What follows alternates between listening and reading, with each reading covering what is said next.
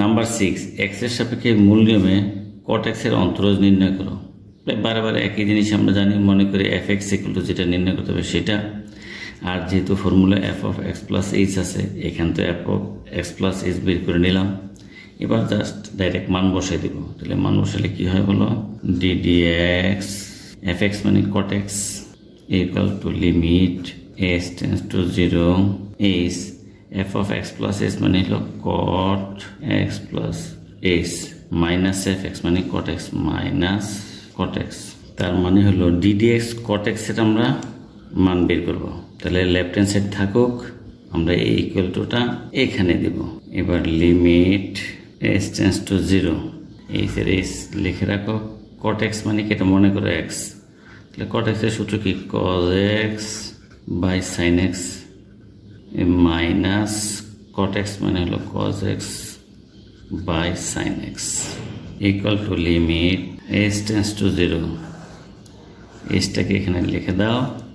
এটা লসা করো, লসা করলে কি দাঁড়ায়, sin x plus h into sin x কি থাকে cos x, যেহেতু লসা করছে এটা বাদ, তাহলে sin x। এবার minus cos x,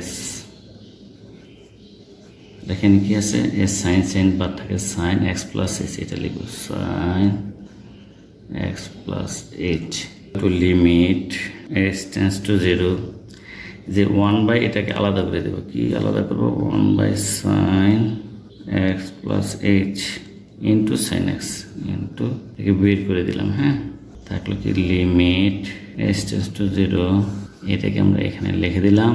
sin x টার আগে লিখি সূত্র মিলানোর জন্য, sin x টার আগে লিখলাম, পরে cos টাকে লিখি cos x plus h।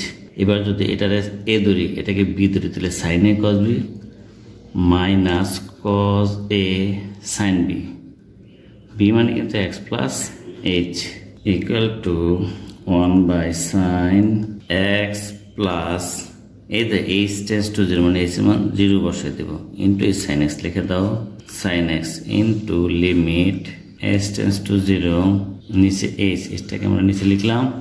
এবার x কে যদি আমরা a ধরি আর x প্লাস h কে যদি আমরা b ধরি, তাহলে কি হয়, sin a cos b minus cos a sin b। সূত্র কি, sin a minus b, b মানে x প্লাস h, একটা ব্র্যাকেট দিয়ে দেই এখানে, second bracket equal to 1 by x plus 0 মানে x ইন্টু কত sin x into limit s tends to 0 নিচে h উপরে sin কত x মাইনাস দুইটাকে গুণ হবে minus x minus h, x x cancel, 1 by sin x into sin x মানে 1 by sin square x, 1 by sin square x into limit s tends to 0, এটাকে নিচে লিখে দাও, sin minus h equal to 1 by sin square মানে cosec square, cosec square x into limit s tends to 0